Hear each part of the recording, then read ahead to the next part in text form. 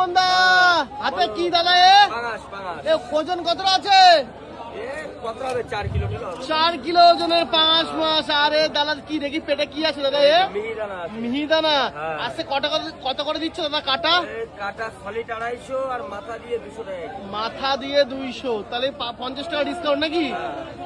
আচ্ছা, মাথাও তো মনে হচ্ছে মাছ আছে। মাছ মাথা দুটোই আছে। আচ্ছা দেখো, বলছি দাদা কিস্তিতে কি মাছ হবে? হবে হবে হবে। হবে। কি কি লাগবে? ডকুমেন্টস কি লাগবে?